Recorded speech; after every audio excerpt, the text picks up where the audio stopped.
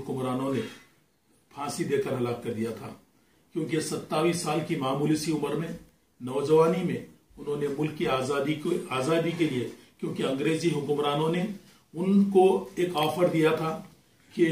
वो चाहे तो सरकारी गवाह बन सकते हैं और उन्हें फांसी पर नहीं लटकाया जाएगा, उन्हें माफ कर दिया जाएगा, क्योंकि उन्होंने राम प्रसाद बिस्मिल साहब को अपनी शख्सियत, बड़ी शख्सियत मानते थे और उनकी वालदा एक बहुत ही अदबी घराने से ताल्लुक रखते थे। उनकी वालदा ने उन्हें बेहतरीन तालीम दी थी और मुल्क से मोहब्बत और मुल्क की आजादी के लड़ने के लिए नसीहत की थी। और यही शहीद अशफाकुल्लाह खान ने इस पूरे मुल्क में, अगर मैं कहूं तो सबसे बड़ी कुर्बानी इसको तस्वुर किया जा सकता है, क्योंकि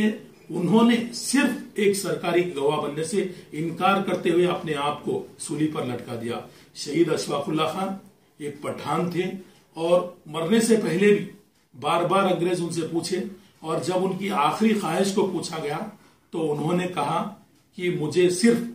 जब मैं मर जाऊं मेरी कफन के अंदर इस मादर वतन की मट्ठी मेरी कफन में रख दिया जाए, मुझे इसके सिवा कुछ नहीं चाहिए। हम इस शहीद आजम शहीद अशफाकुल्लाह खान को सलाम करते हुए जिनकी कुर्बानियों को सहराना चाहिए, हम हुकूमत हिंद से और तमाम रियासती हुकूमतों से इस बात का मुतालबा करते हैं कि इनके इस शहीद दिन मार्टियर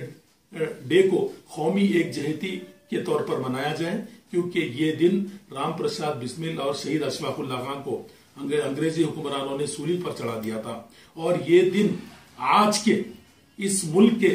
रहने वालों के लिए एक मिसाल है और एक नसीहत है, क्योंकि आज हम एक दूसरे के दुश्मन बन चुके हैं, लेकिन ये लोगों को देखकर, इन लोगों की कुर्बानियों को देखकर आज हमको सबक सीखने की जरूरत है। आज क्योंकि तेलंगाना मुस्लिम एडवोकेट फोरम ने शहीद अशफाकुल्लाह खान पर मुबीनी उनके सोने हयात को इस रियासत के वजीर खजाना इटाला राजेंद्र साहब से रिलीज करवाया है, क्योंकि ये बुक शहीद अशफाकुल्लाह खान और राम प्रसाद बिस्मिल पर मुश्तमिल है। इसको आज हमारी इस रियासत के